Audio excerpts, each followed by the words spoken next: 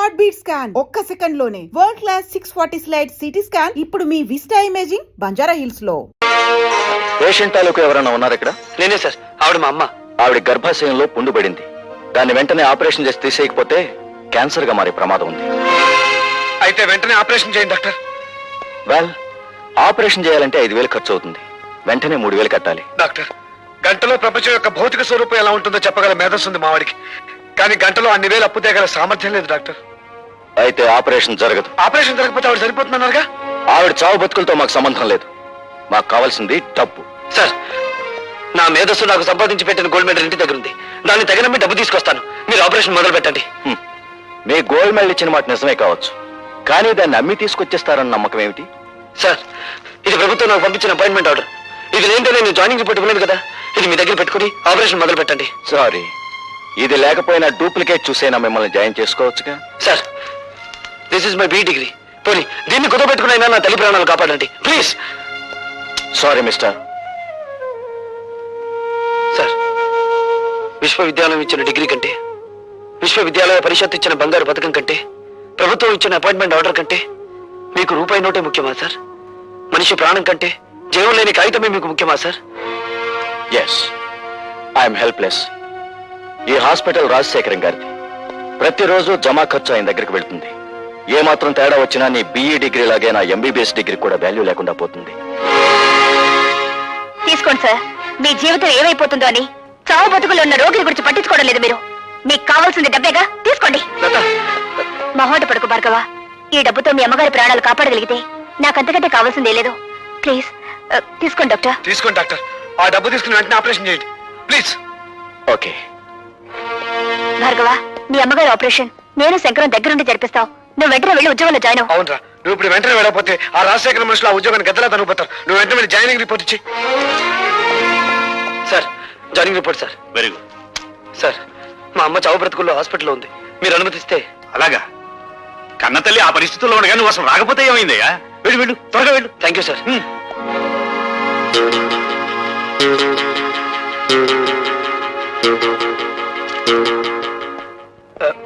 Excuse me doctor. ఏం మాట్లాడకుండా వెళ్ళిపోతున్నారే? శవాన్ని బయటికి తీసుకొస్తున్నారు. వెయిట్ చేయండి.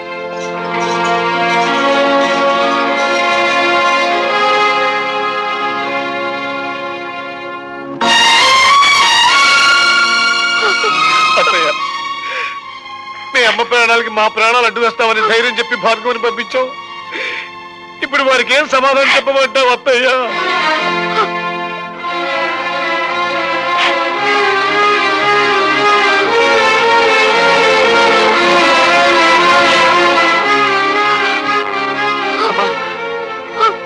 అమ్మా, అమ్మా, అమ్మా. మీ అమ్మగారి ఆఖరి చూపు కూడా నీకు దక్కకుండా చేశావు. నన్ను క్షమించు. లత, నాతో ఆడుకోవడం విధికి అలవాటైపోయింది. కన్నీళ్లు కాటికి వెళ్లి అమ్మ ప్రయాణాన్ని ఆపలేవు.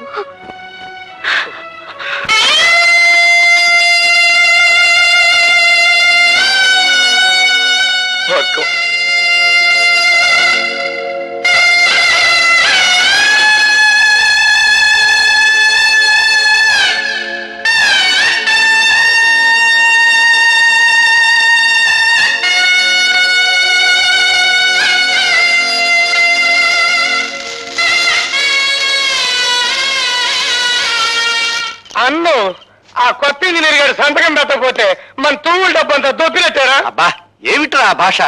అమెరికా నుంచి వచ్చిన తర్వాత నీ భాష బొత్తిగా చెడిపోయింది. నా లాంగ్వేజ్ సరే, ఆయన మన గ్యారేజ్ లో తెచ్చుకునేదట అమ్ముడు పోడంటావా? వాడు అమ్ముడు పోయేవాడు కాదురా, అమ్మని పోగొట్టుకున్నవాడు. అది మన ఆసుపత్రిలో. ఆ ఆక్రోషంలో తప్పకుండా మనకి నష్టం తలపెట్టడానికే చూస్తాడు. అయితే మనం బ్యాటరీ ఈగ చేసుకుని కూకుంటామేనా? సామ దాన భేద దండోపాయాలు ఉపయోగించి వాడి చేతే మన ఫైల్ మీద సంతకం పెట్టిస్తాను. శంకర్, మా అమ్మ శవాన్ని వల్లకాటికి మోయడానికి నలుగురు కావలసిన వాళ్ళు కూడా లేని అనాథంరా నేను. నాకింత సహకరించిన నీకు యుద్ధం చేయకపోతే వాడి స్నేహితులు కాదురా, కాలాన్ని శాసించగల మేధావి నువ్వు. నువ్వు కన్నీళ్ళు పెట్టకూడదు. చీమ కుడితే అమ్మ అనే మానవ జన్మరామంది. ఆవిడ బహుబంధాలు తెంచుకుని వెళ్ళిపోయినంత మాత్రాన అమ్మా అనే పదాన్ని నన్ను మర్చిపోమంటావా? భవబంధాలు ఇంకా తెగిపోలేదు భార్గవ. ఆవిడ అస్థికల్ని పవిత్ర నదీ జలాల్లో నిమజ్జనం చేయాలి. పద.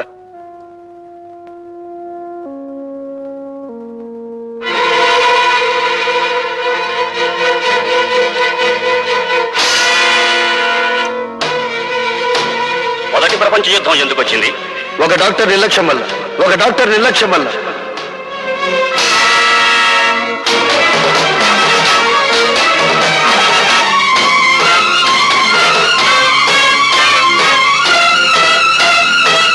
డాక్టర్!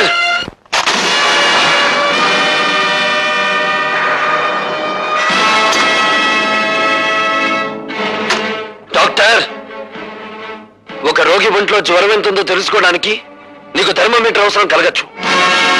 ఒక పేషెంట్ ఒంట్లోని రక్తపు పోటును రీడ్ చేయడానికి నీకు బీపీ అపారటస్ అవసరం ఉండొచ్చు. కానీ మా అమ్మను నువ్వే చంపావని చెప్పడానికి నాకు థర్మోమీటర్ అక్కర్లేదు, బీపీ అపారటస్ అంతకన్నా అవసరం లేదు. నీ ముఖానికి పెట్టిన చెమటే చెప్తుంది నువ్వు ఆ తప్పు చేశావు అని. మా అమ్మ కడుపులో నుంచి బయటపడ్డప్పుడు నేను ఎలా ఉన్నానో నేను చూడలేదు. కానీ బూడిదైపోయిన మా అమ్మ కడుపులో నుంచి బయటపడ్డ ఈ కత్తెరను చూశాను. దీన్ని నువ్వే ఆవిడ కడుపులో పెట్టి మర్చిపోయి కుట్లు కుట్టేశావు కదూ? Yes! నన్ను చంపొద్దు. ఏ, నీ ప్రాణం మీద నీకు అంత తీపిగా ఉందా? మనిషిని కాపాడటానికి నీ జీవితాన్ని ధారపోస్తానని మానవత్వ శాస్త్రం మీద ప్రమాణం చేసి వచ్చిన నువ్వు మాట తప్పావు. అందుకే నేను మానవత్వ పంచులు దాటి నరరూప రాక్షసుడుగా మారి మా అమ్మను అన్యాయంగా మట్టిలో కలిపిన నిన్ను మట్టిలో కలిపేస్తాను.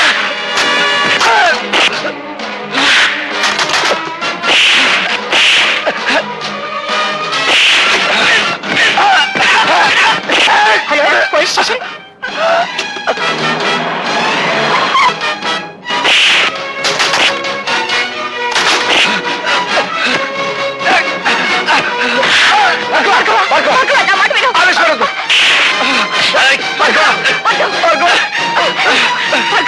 వదలండి, నన్ను ఆపకండి. కనిపించే దేవుళ్ళు అనుకునే డాక్టర్లకే మచ్చ తెచ్చే నీచుడిని చంపనివ్వండి. నా తల్లిని అన్యాయంగా చంపిన వీడికి నన్ను శిక్ష వేయనివ్వండి.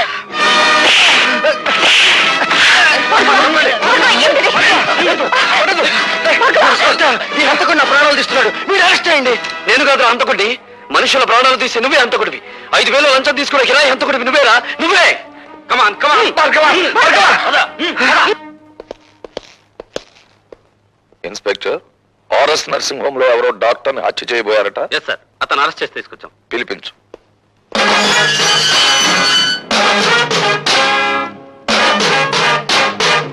నీ పేరు? భార్గవ. నువ్వా?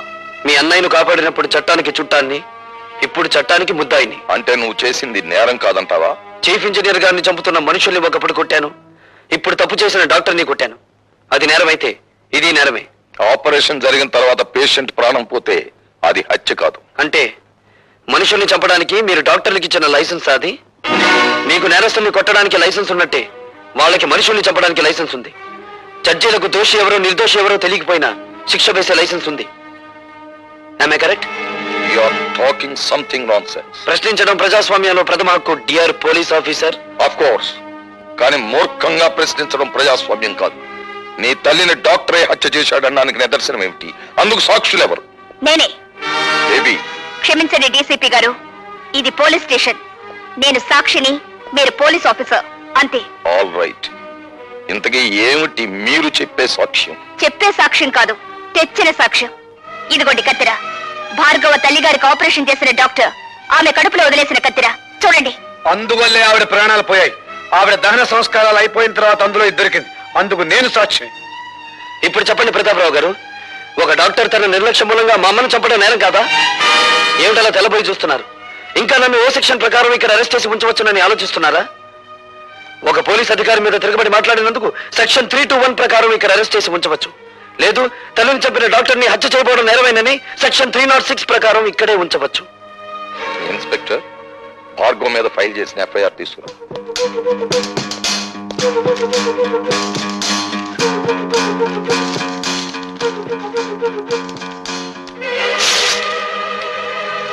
Mister Bhargava, you can go.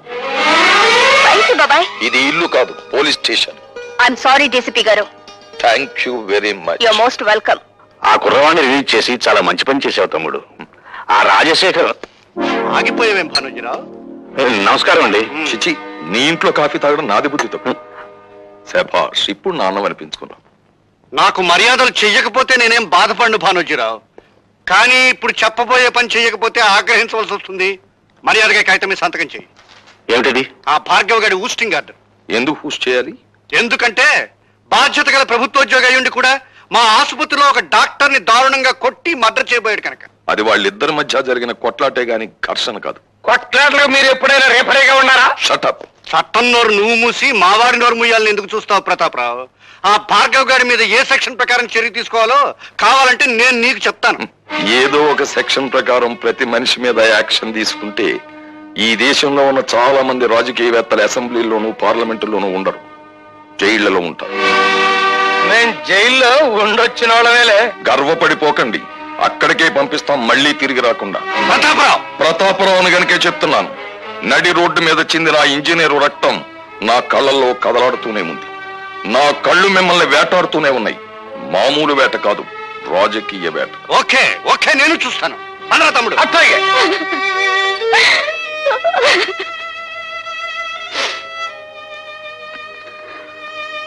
Bhargava, మేము వెళ్తాం రా. శంకర్, పసితనంలో తండ్రి మోసం చేసి వెళ్ళిపోయాడు. ప్రయోజకుడయ్యానని తెలిసిన మరుక్షణం అమ్మ మోసం చేసి వెళ్ళిపోయింది. ఇక నన్ను ఒంటరివాణ్ణి చేసి మీరు కూడా వెళ్ళిపోతారా? వెళ్ళిపోండిరా, వెళ్ళిపోండి. భార్గవ, అభిమానం కోసం ఆప్యాయత కోసం ఆరాటపడే నీ మనసుకి ఏ లోటు రానివనరా. ఈ రోజు నుంచి నేను పద్మ ఇక్కడే ఉంటాం, నీతోనే ఉంటాం, సరేనా? థ్యాంక్స్ రా శంకర్.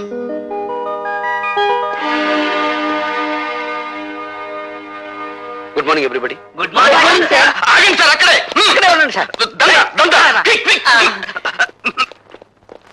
ఇంత అదృష్టవంతమైన మీకు ఈ దండ వేయకుండా అడుగు ఒక్క స్టెప్ కూడా ముందుకు వేయనివ్వను.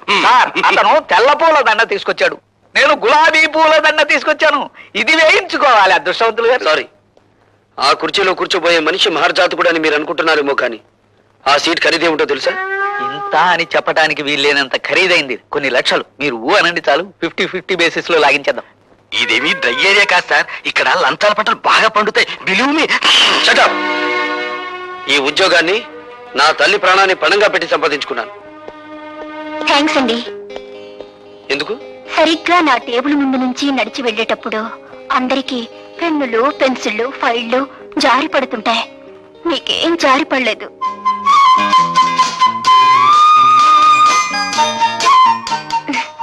ఐసి, రేపటి నుంచి ఎవరి పెన్నులు పెన్సిళ్ళు జారి పడకుండా నీకు ఒక తారక మంత్రం చెప్తాను. అలాగే సార్. ఆగండి బాబు, ఆగండి. కోడి కూసినప్పుడు లెగిసి కట్టెత్తనే ఉన్న ఈ దండ మీరొక్కసారి వంగుంటే ఈ దండ వేసుకుంటా. మీరే వంగుని ఆ దండ మీరే వేసుకుని డబ్బు కట్టుకుంటూ ఊరి మీద పడి ఊరేగండి, ఏదైనా గిట్టుబాటు అవుతుంది. అండి, ఎవరినింటే నిజం అనుకుంటారు, ఈ దండ వేయించుకోండి బాబు, లేకపోతే గుండె ఆగిపోద్ది. ఆగిపోనివ్వండి, దేశానికి ఏ నష్టం రాదు. అయ్యో బాబోయ్, మళ్ళీ త్రిల్లే. రే బచ్చా, నువ్వు దవులుకో. అచ్చా, మీరు ఈ ఫైల్ మీద సంతకం ఎట్లేదు అనుకోండి, మా అయ్య కళ్ళు దాసి మిమ్మల్ని కళ్ళు కుండలో కలుపు తాగేస్తాడు. జమ్ జమా సత్యం జనాకే. ధన్ ధన ధన్ ఫట్ ఫటాకే. ఇదేం బాగాలేదండి. మీరు ఈ దండ ఎంచుకుని మర్యాదగా ఫైల్ మీద సంతకం పెట్టకపోతే థ్రిల్ అయిపోద్ది. ఆ తర్వాత మినిస్టర్ గారి ముందు మీరు చేతులు కట్టుకుని నిలబడాలా. ఏడ్చాలో వెళ్ళు. ఏంటి ఇంకా థ్రిల్లే? సరే, ఎంతకింత థ్రిల్ నేను ఇస్తా. వెళ్ళు. చూడు బాబు, నువ్వు ఇప్పుడు కూర్చున్న ఏ సీటు గత 10 ఏళ్లుగా మాది. ధర్మమో ఆపధర్మమో నువ్వు ఇప్పుడు ఆ సీట్లోకి వచ్చావు. నేను ఆ సీట్లోకి వచ్చింది నీతిగా నిజాయితీగా ఉద్యోగం చేయడానికి మంత్రి గారు. మేము కూడా నీతిగా నిజాయితీగా ఉండబట్టే మంత్రి పదవిలో ఉంటున్నామయ్యా. కావచ్చు, మీరుండేది 5 ఏళ్ళు, మేముండేది 33 ఏళ్ళు. ఎవడీడో బ్యాటరీ మంచి ఛార్జింగ్ లో ఉంది. హలో, మంది బ్యాటరీ కాదు, డైనమో. ఎప్పుడు డబుల్ ఛార్జ్ లో ఉంటుంది. అన్నో, ఎవడీడో నీ ముందే నా గాలి చెప్తా ఉన్నాడు. ఏంటి రాజకీయ నాయకుల బతుకులు గాలి తీసిన టైర్ లాంటివి, మీరేం కంగారు పడకండి.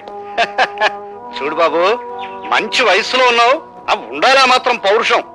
నీ వయసులో మేం కూడా ఇంక్విలాబ్ జిందాబాద్ అంటూ కంఠనాళాలు తెగిపోయేలా అరిచాం. ప్రయోజనం కనిపించక పార్టీ జెండా మార్చాం, అంతే. పాకల్లో ఉన్న వాళ్ళం మేడల్లోకి వచ్చాం.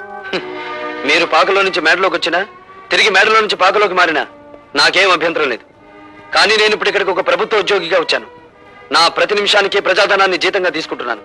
దయచేసి నా టైం వృధా చేయకుండా నన్ను ఇక్కడికి పిలిపించిన కారణం ఏమిటో చెప్పండి. నువ్వు సూటిగా చెప్తున్నావు కనుక నేను కూడా ముక్కు సూటిగా చెప్తున్నాను. మా తాలూకు ఫైళ్లు ఏవి నీ టేబుల్ మీదకి వచ్చినా ఆలోచించకుండా సంతకం పెట్టాలి. ఊరికి అనుకో మాకు డబ్బులు కూడా ఇస్తాం. ఏంటి తొందరపడి కాదనేవు గనక ఈ ఊరే విడిచిపెట్టి వెళ్ళిపోవాల్సి వస్తే. ఈ ఊరే కాదు, ఈ రాష్ట్రంలోనే ఉండవు. మీ బెదిరింపులకు భయపడితే ఏమవుతుంది? నేను చదువుకున్న ఇంజనీరింగ్ చదువు సిగ్గుపడుతుంది. సో నేను మీకు లొంగను, బెదరను, లోబడను. That's all. శాబాష్, భావి భారత నాయకుడిలాగా మా గొప్పగా మాట్లాడాడే. ఎట్టగరా నేను తట్టుకునే పొట్ల గిత్తలాగా ఉన్నాడు. దీని గురించి ఇంత ఆలోచన ఎందుకంటే మీరు అనండి, మన కళ్ళు దాసిన పంపించి తిరిగి చేసేస్తాను. అన్నానయ్యా. పశ్చిమ సవాల్ ఎవడ్రా మీలో భార్గవ్ అంటే? నువ్వా? అయ్యా దాస్ గారు, దయచేయండి. వాడు లోపలికి వెళ్ళాడు. వాడి సీట్ ఇదే, కూర్చోండి, వచ్చేస్తాడు. కూర్చోండి. వాడు సంతకం చేయాల్సిన ఫైల్ ఇదేరా? అరే బచ్చా, ఇదిగో తెచ్చా. అచ్చా,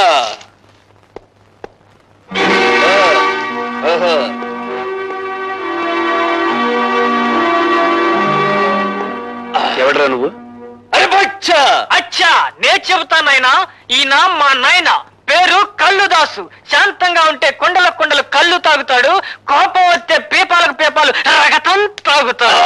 రై, ముందా కుర్చీలోంచి జం జమాస చం చినాకే. ధన్ ధన ధన్ ఫట్ ఫటాకే. నా కొడుకునే కొడతావురా? నోరు జారితే నిన్ను కొడతాను. పనుండొచ్చాను గనక నిన్ను వదిలిపెడుతున్నాను. ఈ ఫైల్ మీద సంతకం పెట్టు. ఇంకో క్షణంలో నువ్వు ఇక్కడి నుంచి వెళ్ళకపోతే ఈ ఫైల్ మీద కాదు, నీ కీళ్ల మీద పెడతాను సంతకం.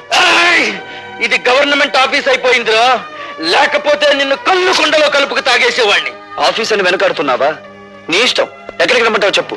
సాయంత్రం 5 గంటలు దాటాక నీ పేటకి, నీ వీధికి, నీ ఇంటికి ఎక్కడికి రమ్మంటావు చెప్పు, అక్కడికి వచ్చి తంతాను. ఫస్ట్ ఫటాకే. సాయంత్రం కొండ దగ్గరకు వచ్చి మన ఆయనతో కలవాడు, అప్పుడు చేద్దాం. ఇప్పుడు ఈ గుండె పగిలినట్టే నీ బాబు పట్టుకొని పగులుతుంది. వెళ్ళండి. హలో. హాయ్ భార్గవ. హాయ్. సాయంత్రం 5 గంటలకి మనం పార్క్ లో కలుసుకోబోతున్నాం. సారీ, ఇప్పుడే ఒక రౌడీకి అపాయింట్మెంట్ ఇచ్చాను.